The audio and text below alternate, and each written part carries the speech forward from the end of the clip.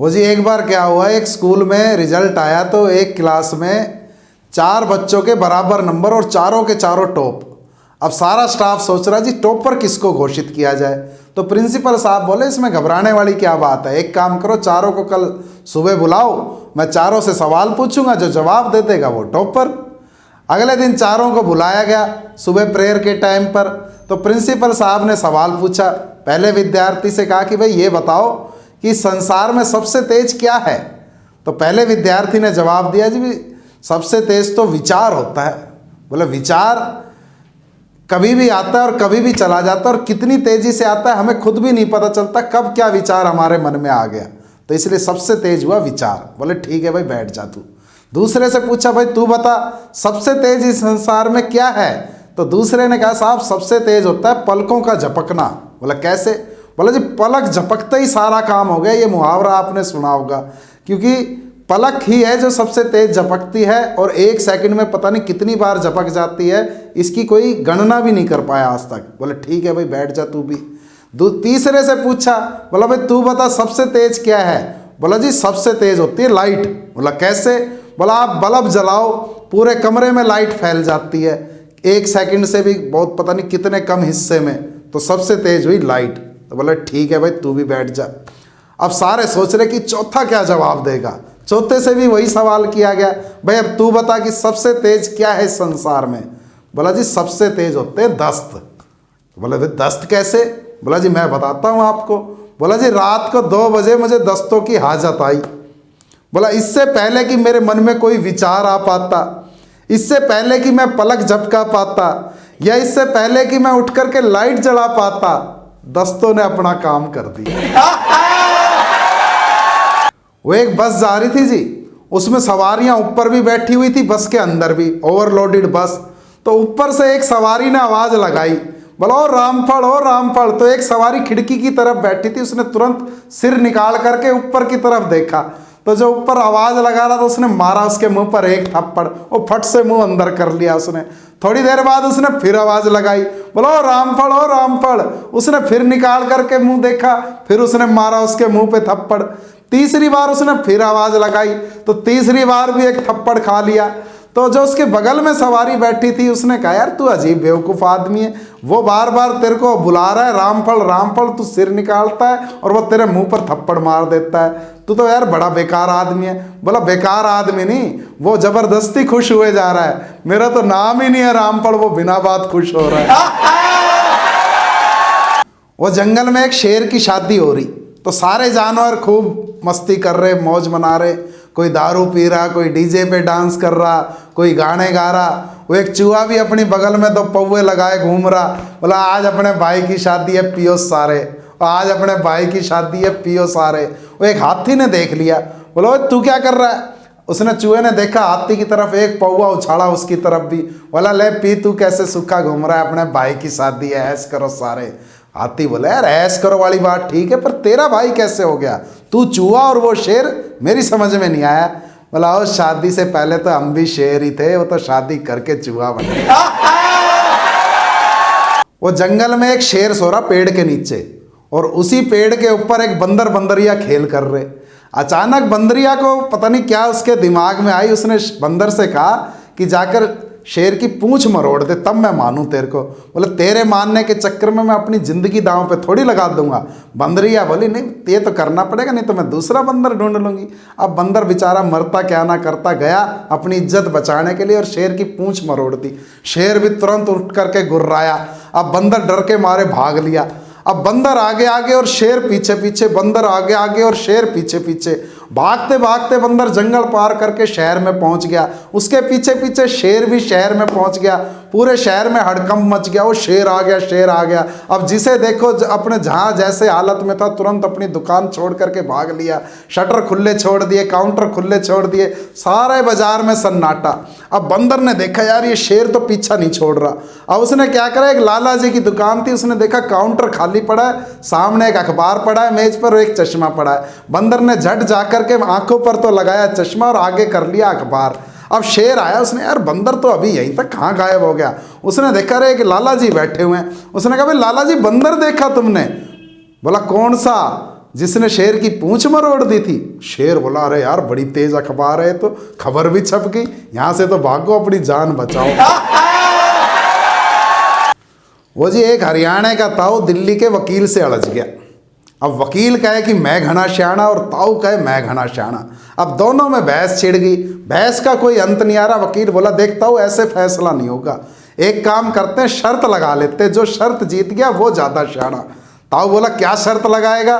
बोला देख ताऊ, एक सवाल मैं तेरे से पूछूंगा, अगर तूने सही जवाब दे दिया तो मैं तेरे को 100 रुपये इनाम दूंगा, और अगर तूने सही जवाब नहीं दिया या जवाब ना दे पाया तो तू मुझे 5 रुपये जुर्माना दे दियो। और उसके बाद ताऊ एक सवाल तू पूछियो मेरे से। बोला फिर? बोला अगर मैंने सही जवाब दे दिया तो तू मुझे सिर्फ 5 रुपये इनाम दियो, और अगर जवाब ना दे पाऊँ तो मैं 100 रुपये जुर्माना दूंगा। अब वकील था पूरे कॉन्फिडेंस में, ताऊ को लगा कि यार ये तो फायदे का सौदा है, कोई दिक्कत नहीं, लगा लेते हैं शर्त। बोला भाई ठीक है वकील, लग गई शर्त। एक काम कर, तू मेरे से उम्र में छोटा है तो पहले सवाल तू पूछ। तो वकील ने सवाल पूछा, वकील तो वकील वाले सवाल पूछेगा। बोला भाई दो भाइयों में हो गया झगड़ा, एक ने एक का सिर फोड़ दिया, तो बताओ कानून की कौन सी धारा लगेगी? अब ताऊ बोला यार धारा वारा का तो मुझे नहीं पता यार, कौन सी धारा लगेगी? तो फिर वकील बोला भाई ताऊ दे जुर्माना। ताऊ ने भी अपना निकाला 5 का सिक्का, बोला ले भाई वकील जुर्माना। बोला भैया मैं पूछूं? बोला पूछ। बोला भाई ऐसा कौन सा पक्षी है जिसका एक पांव तो आकाश को छूता है और एक धरती को छूता है? अब वकील की बुद्धि चकरा गई। बोले यार इतनी किताबें पढ़ ली, बीए कर ली, एलएलबी कर ली, आज तक ऐसे पक्षी के बारे में नहीं पढ़ा जिसका एक पांव तो आकाश को छू जाए और एक धरती को छू जाए। वकील चकरा गया।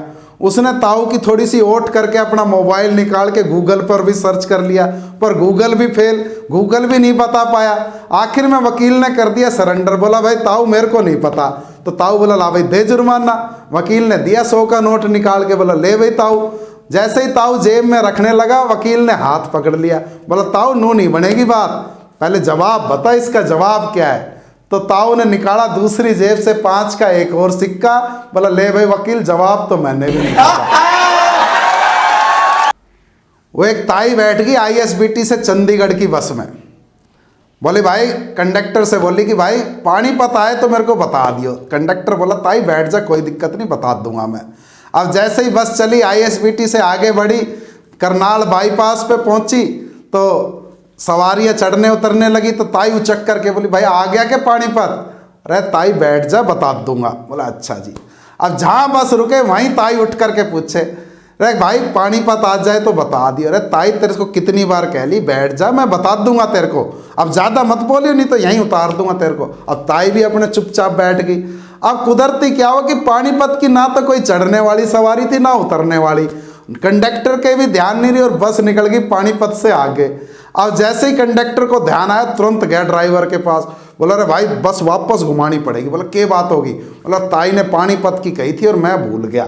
तो तुरंत ड्राइवर ने भी बस वापस घुमाई और दे सुट्टम सूट 10 मिनट में ला करके पानीपत टिका दी। और पानीपत पहुंचते ही कंडक्टर बोला अरे ताई उतर ले पानीपत आ गया। बोले डट बेटा 1 मिनट। अपने झोले में से निकाली एक दवाई और पानी की बोतल और दवाई लेकर बोली बस बेटा मैंने तो दवाई लेनी थी, वो डॉक्टर ने कही थी कि जब पानीपत पहुंच जाए तब ले लियो दूसरी खुराक।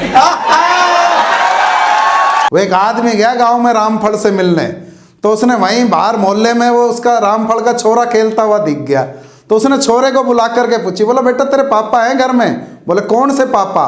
बोला कौन से पापा? तेरे कितने पापा हैं? बोला मेरे तो 5 पापा हैं। वो आदमी हंसने लगा। बोला अंकल हंसो मत, आपके तो 6 पापा है। बोला अच्छा, तो बोला गिनवा फिर। बोला जी चलो गिनो, गिनना शुरू करो। बोला पहले तो वो पापा जो आपके बायोलॉजिकल फादर हैं, जिनका नाम आपके Aadhaar card, PAN card, ration card, matric के सर्टिफिकेट में लिखा हुआ है। बोला ठीक। बोला दूसरे? बोला दूसरे परम पिता परमात्मा जो सारे जग के पिता है वो क्या हुए आपके? बोले ठीक है भाई वो भी मेरे पिता हो गए। और बोला राष्ट्रपिता महात्मा गांधी जो पूरे राष्ट्र के पिता हुए तो आपके क्या हुए? बोले ठीक है भाई ये भी मान ली तेरी बात, और बता। बोला गाय हमारी माता है तो बैल। बोला अच्छा भाई ठीक है, बैल की भी मान ली। बोला और? बोला अच्छा अंकल जी एक बात बताओ कि आप अपनी पत्नी के पिता को क्या कहते हो? बोला भाई उनको भी पापा कहता हूँ। तो बोला हो गए ना? बोला और? ये तो 5 ही हुए, छठा। बोला अंकल जी एक बात बताओ, सही सही बताना, झूठ मत बोलना, कभी कभी आपने मजबूरी में भी गधे को बाप बनाया। वो जी रामफल जा रहा था एक बार जयपुर, तो रास्ते में देखा है कि एक नया ढाबा खुला हुआ है और ढाबे के बाहर बोर्ड लगा हुआ है कि 100 रोटी खाने वाले को नकद 1000 इनाम। तो रामफल ने वही गाड़ी रोक ली, बोला भाई ले आज रोटी भी खाएंगे और 1000 रुपये लेकर भी जाएंगे। उन्होंने बुलाया ढाबे के मालिक को, बोला भाई एक बात बता, जो बाहर बोर्ड लगा रखा है ये सही में है या मजाक की बात है? बोला नहीं जी बिल्कुल सही बात है। तो बोला फिर एक काम करो, कौन गुनेगा बुलाओ और मैं खाना शुरू करता हूँ। तो उन्होंने वहीं पर ही एक ढाबे वाले ने कहा बोले यहाँ बैठ जाओ मेज पर, और सामने एक ब्लैक बोर्ड लगा हुआ था, वहाँ पर चौक से एक उसने अपना आदमी लगा दिया, ले भाई तू इसकी काउंटिंग करता जा। अब रामफल ने खाना शुरू किया। अब रामफल तो जन्मों जन्मों का भूखा मानो, वो तो अपने टापू टाप लिए जाए और लिए जाए, रुके ही ना, देखे भी ना उठ करके। ढाबे वाले ने सोचा रहे मेरा मटा 70 रोटी चेप गया और अभी कोई इसके चेहरे पर शिकन नहीं, कोई घबराहट नहीं, ये तो आज चून का भी नाश करेगा और 1000 रुपये भी लेके जाएगा। उन्होंने जो काउंटिंग लिख रहा था उसको इशारा कर दिया, अब उसने गड़बड़ करनी शुरू कर दी। अब वो धीरे धीरे जहाँ 2 खाए वहाँ 1 लिखे, 4 खाए वहाँ 2 लिखे, काउंटिंग में गड़बड़ शुरू कर दी। अचानक रामफल का ध्यान गया, उसने देखा ब्लैक बोर्ड पर, अरे यार 85 रोटी, मैं तो 95 खा चुका हूँ, 10 रोटी की हेर फेर है। बोला नहीं जी सारी रोटी, हम तो काउंटिंग लिख रहे हैं बकायदा, आप देख रहे हो, आपके सामने लिख रहे हैं। अब दोनों में झगड़ा हो गया। रामफल को आया गुस्सा, उसने खड़ा होकर के लिया डस्टर और ब्लैक बोर्ड साफ कर दिया। बोले यार एक काम करो, झगड़ा छोड़ो, शुरू से शुरू करो। रामलाल और श्यामलाल 2 थे दोस्त, दोनों गए एक बार मेले में, वहाँ देखिए एक जलेबी की दुकान और गर्मा गर्म जलेबी उतर रही। तो रामलाल बोला श्यामलाल से यार जलेबी खाने का मन कर रहा है। बोला यार पैसे तो मेरे पास है नहीं, कैसे लें? बोला यार पैसे तो मेरे पास भी नहीं है। फिर श्यामलाल बोला यार मन की मन में क्या रखनी, पहले जलेबी खाते हैं उसके बाद देखेंगे। बोला भाई नो नहीं, थोड़ा दिमाग से काम लेना पड़ेगा। बोला अच्छा। तो पहले रामलाल गया अंदर दुकान में, बोला भाई लाला जी 1 पाव जलेबी तोल दे, और लेकर के अपने बैठ के खाने लग गया।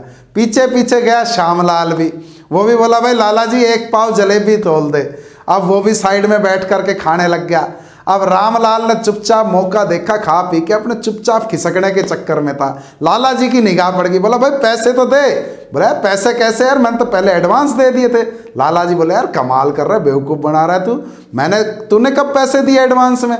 बोला मैंने दे दिए थे। दोनों में झगड़ा हो गया। उनका झगड़ा देख करके श्यामलाल बोला भाई लाला जी कहीं इस झगड़े में मेरे पैसे मत भूल जाइए, मैं एडवांस दे करके बैठा हूँ।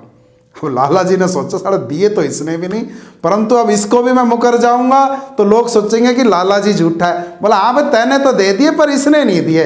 बोले यार कमाल कर रहा है लाला जी, मैंने दे दिए हैं। बोला अच्छा तो कसम खा। तो रामलाल बोला भाई कसम खा के कहता हूँ भगवान की सौगंध, जैसे इसने दिए वैसे ही मैंने भी दे दिए।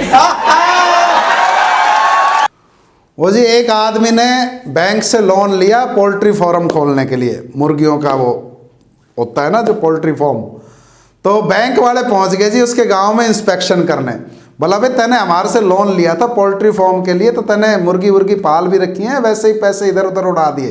बोला जी साहब क्या बात कर रहे हो, बिल्कुल खोल रखा है, आप चलो गाँव में खेत में चल करके दिखाता हूँ आपको। तो बोले भाई दिखा। अब वहाँ जा कर के देखा भाई उसने बहुत बढ़िया पोल्ट्री फार्म बना रखा, कम से कम 100-150 मुर्गियाँ भी पाल रखी। बोला भाई बहुत बढ़िया, एक भाई इसको खिलाते क्या हो मुर्गियों को तुम? बोला जी मुर्गियों को मैं बहुत बढ़िया खाना खिलाता हूँ, इनको काजू देता हूँ, बादाम देता हूँ, पिस्ता देता हूँ, छुआरे देता हूँ। तो बैंक वाला मैनेजर था वो नाराज़ हो गया। बोला भाई इसका चालान काटो 5000 रुपये का।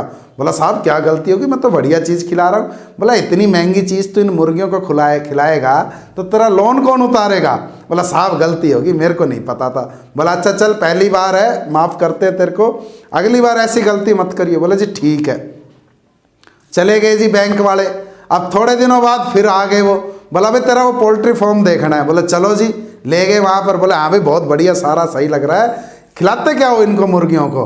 बोला जी मैं कुछ ना खिलाऊँ, इन्हें खेत में छोड़ दूँ, अपने जहाँ कुछ पड़े अपना पड़ा मिलता है अपने खा लेती है। बोले तो कूड़ा करकट खाती होंगी। बोला खान तो इनका पेट भर जाए। बोला इसका 10,000 का चालान काटो।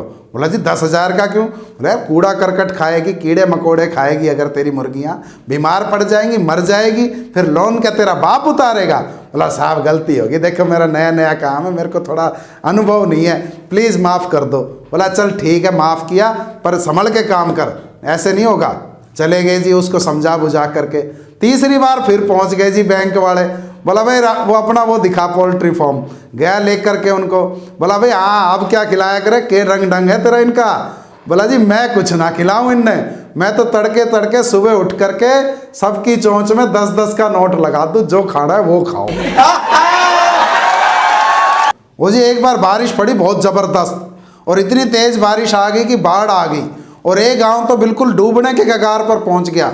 और इतनी बड़ी आफत आई कि सेना की मदद मांगी गई कि गांव वालों को किसी तरह से सुरक्षित निकाला जाए। सेना के हेलीकॉप्टर आए लोगों को निकालने के लिए। अब भाई साहब 4-5 घंटे हो गए और हेलीकॉप्टर लोगों को निकाल रहे, लेकर के जा रहे, परंतु उसका कोई ओड नहीं मिल रहा। अब वो जो कमांडर था सेना का, उसने सरपंच को बुलाया। बोला भाई हमारे को बताएगा था, तुम्हारे गांव की कोई 500 की जनसंख्या है, इतनी देर में तो सारे लोग निकल जाने चाहिए थे, पर 500 लोग तो हम निकाल चुके और 500 ही मुझे और लग रहा है अभी भी गांव में फंसे हुए हैं। चक्कर क्या है? बोले यार 19-20 का फर्क तो समझ में आ जाता है, पर यहाँ तो पूरा जमीन आसमान का फर्क है। तो सरपंच हाथ जोड़कर बोला साहब गांव के बेचारे भोले भाले गरीब लोग हैं, आज तक इनने कभी कार की सवारी नहीं करी, और आप तो इनको हेलीकॉप्टर में घुमा रहे हो। मेरे मटे जहाँ आप छोड़ के आते हो वहाँ से तैर के फिर वापस आ जाते हो। वो एक आदमी निकला जी सुबह सुबह स्कूटर लेकर के, और जल्दी में हेलमेट पहनना भूल गया। अब तीसरी रेड लाइट पर ही पुलिस वालों ने पकड़ लिया। बोला भाई आजा साइड में, चालान कटेगा। उसने हाथ पैर जोड़े, बोले साहब गलती होगी। बोला गलती होगी तभी तो हम यहाँ पर खड़े हैं, चालान कटेगा तेरा। बोला देख लो जी साहब। बोला क्या देख लें? बोला अच्छा सेवा पानी बताओ। उसने धीरे से कहा अच्छा एक काम कर 500 रुपये दे। अब वो आदमी बिल्कुल ही कंगला, उसने निकाला अपनी जेब से पर्स। बोला साहब देख लो इसमें 20 का नोट पड़ा है।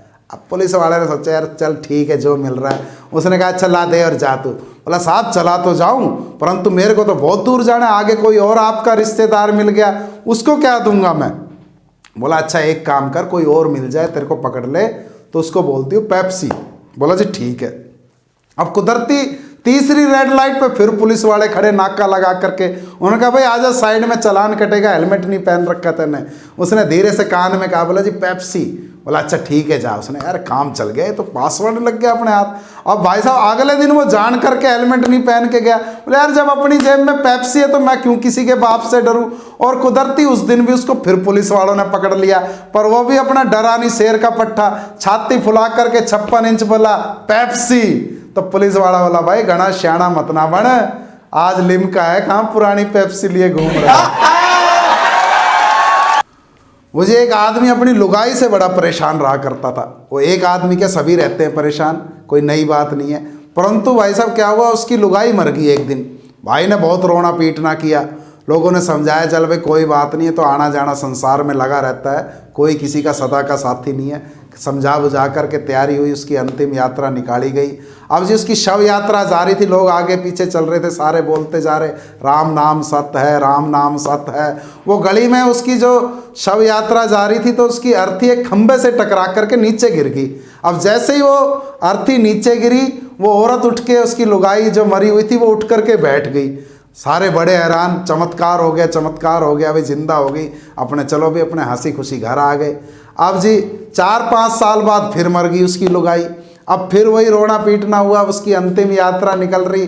अब बाकी सारे तो आगे पीछे चलते जा रहे, भाई राम नाम सत्य है, राम नाम सत्य है। और वो जो उसका आदमी था वो आगे आगे चल रहा, और वो एक ही बात बोलता जा रहा, भाई जरा खंबे से बच के चलिए, भाई जरा खंबे से बच के चलिए। एक छोरा था रड़दू, बहुत ही शर्मीला, शहर गया कॉलेज पढ़ने। अब रड़दू की किस्मत एक छोरी पट गई उससे। अब छोरी को लेकर के गया डेट पर पार्क में। अब रड़दू घबराया, आज तक उसने कभी किसी से बात नहीं की। अब रड़दू सोच रहा है यार कोई गड़बड़ ना हो जाए, तो किस्मत से एक इतनी सुथरी छोरी पट गई है, कहीं मामला गड़बड़ा ना जाए। घबराया घबराया सा गया, जाकर के बोला कि देखो ये मेरी ना पहली डेट का एक्सपीरियंस है, कोई गलती हो जाए तो छोटा भाई समझ के माफ कर। वो एक आदमी गया जी लाला जी की पंसारी की दुकान पर।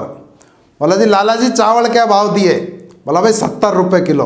बोला एक काम कर 2 किलो तोल दे। लाला जी ने तोल दिए। बोला एक काम कर इस झोले में डाल दे, एक थैला ले रहा था, उसने डाल दिए। बोला अच्छा भाई ये अरहर की दाल कैसे दी? बोला भाई 85 रुपये किलो। बोला भाई 2 किलो ये भी कर दे। लाला जी ने 2 किलो दाल भी तोल दी। बोला इसको भी इसी थैले में डाल दे। बोला मिक्स हो जाएगी। बोला छोड़ना, तैने क्या लेना, मैंने लेके जानी है, मिक्स कर दे तू। लेके उसमें डाल दी। बोला अच्छा ये बता फिर ये हरी मूंग की दाल कैसे दी? बोला ये भी 85 रुपये किलो। बोला एक काम कर, इसको भी 2 किलो तोल, इसी थैले में डाल दे। क्या कर रहा है, ये अलग नहीं होएगी। वह छोड़ना, पैसे मेरे खर्च हो रहे, तेरे को क्या चिंता। ली उसने, लाला जी ने, उसने क्या करना था, उसने लेकर वो भी उसमें डाल दी। बोला अच्छा छोले क्या भाव दिए? बोला 110 रुपये किलो। बोला 2 किलो ये भी डाल दे इसी में। डाल दिए जी। राजमा? बोला राजमा भी डाल दे इसमें 2 किलो। और लेकर के अपना थैला मेरा मटा चलन लगा। लाला जी बोले भाई पैसे कौन देगा? बोला लाला जी एक काम करियो, खाते में लिख लो, अभी बाद में दे दूंगा मैं। लाला जी बोले भाई यहाँ उधार का सौदा नहीं है। बोला उधार नहीं है तो रखा पड़ा सामान। वो जी एक लाला जी के घर में घुस गए चोर। अब अचानक लाला जी की आंख खुल गई, वो घबरा गए लाला जी। लाला जी ने सोचा यार ये तो आज गड़बड़ होएगी। लाला जी घबराहट के मारे खुद ही जाकर के चोर के आगे सरेंडर कर दिया। बोला भाई देख ये पकड़ चाबी तिजोरी की, तने जो ले जाना ले जा, पर हमारी जान बख्श दियो। चोर बोला भाई लाला जी ऐसी बात है, हम कोई आराम की कमाई नहीं खाते, हम मेहनत की कमाई खाते हैं। और हमारे जो गिरोह का एक उसूल है कि हम जहाँ भी चोरी करने जाते हैं वहाँ एक खून जरूर करके आते हैं। तो चोरी तो हम करेंगे और तेरे को मार के भी जाएंगे। और कह करके उस चोर ने निकाला अपना चाकू।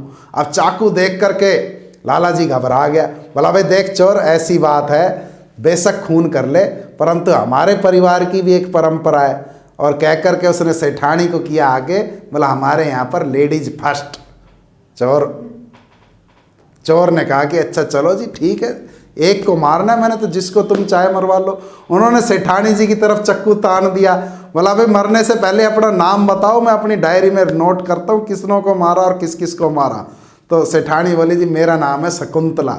अब नाम सुनते ही सेठानी का चोर तो सेठानी के पैरों में लौट गया। बोला जी माई मुझे माफ़ कर दे, मेरी माँ का नाम भी शकुंतला है और शकुंतला नाम की किसी औरत को मैं नहीं मार सकता। भाई लाला जी अब तू ही आजा सामने।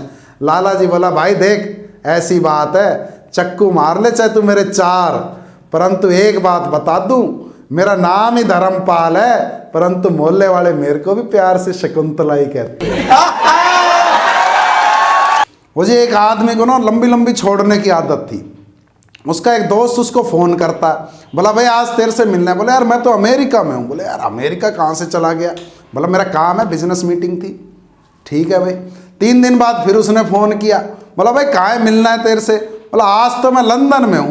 बोला यार ये आज पहले अमेरिका जा रहा है, कभी लंदन जा रहा है, ये तो इंटरनेशनल आदमी बन गया। अब उसने क्या किया, वो उसका जो दोस्त था उसके घर ही पहुँच गया। बाहर देखा मोहल्ले में उसका छोरा खेल रहा, उसने उसी से पूछ लिया। बोला बेटा पापा घर पे हैं? बोला अंदर रसोई में मम्मी के साथ बर्तन धुलवा रहे हैं। वहीं से उसने उसको फ़ोन लगाया, उसके गेट पर खड़ा होकर के। बोला भाई तेरे से मिलना है, कहाँ यार तू आया नहीं आया? बोला भाई आज तो मैं कनाडा में हूँ, तू कहाँ? बोला मैं कनाडा के गेट पे खड़ा हूँ, दरवाजा खोल दे। वो गांव में प्रौढ़ शिक्षा केंद्र खुला था, बड़े बुजुर्गों को पढ़ाने का जो होता है कार्यक्रम। तो वहाँ पर मास्टर जी पढ़ा रहे उनको ABCD। अब वो उनको समझाने का तरीका नया होता है क्योंकि बड़े बूढ़े होते हैं, उनको थोड़ा अलग एग्जाम्पल के साथ समझाया जाता है। अब वो उनको ABCD सिखा रहे। बोला A फॉर अमरपाल की बहू, B फॉर भानु प्रताप की बहू, C फॉर चांदराम की बहू, D फॉर दौलत राम की बहू। इस तरह से उनको ABCD सिखाई जा रही। अगले दिन मास्टर जी टेस्ट लेने लगे। उन्होंने ब्लैक बोर्ड पर लिखा Q और एक बूढ़े को खड़ा किया। बोला भाई बता क्या लिखा हुआ है? बूढ़े ने यूं देखा, बोला जी लाग तो ओम प्रकाश की बहू रही है पर मुंह में बीड़ी ले रखी है इन्हें तो। अब देखो टेंशन भी कहाँ कहाँ से आ जाती है। एक आदमी जा रहा, सामने दीवार पर लिखा हुआ कि पढ़ने वाला गधा है। अब पढ़ करके टेंशन में आ गया, यार ये सारे ने क्या दिमाग खराब कर दिया। उसको आया गुस्सा, उसने उसको मिटा करके उस पर लिख दिया लिखने वाला गधा है। बाद में पता चला दोनों तरफ तू ही है गधा। वो जी लाल किले का होता है सबसे बड़ा कवि सम्मेलन। अब उस कवि सम्मेलन में क्या हुआ, एक कवि अपनी पहली पंक्ति में ही कविता भूल गया। अब उसने कविता पढ़नी शुरू करी कि चौराहे पर खड़ा कुत्ता। अब जी अगली पंक्ति दिमाग में ना आवे, सोच रहा क्या, पीछे से संचालक शोर मचा रहा, भाई जल्दी कर। अब वो फिर अपना दिमाग लगाया, बोला चौराहे पर खड़ा कुत्ता।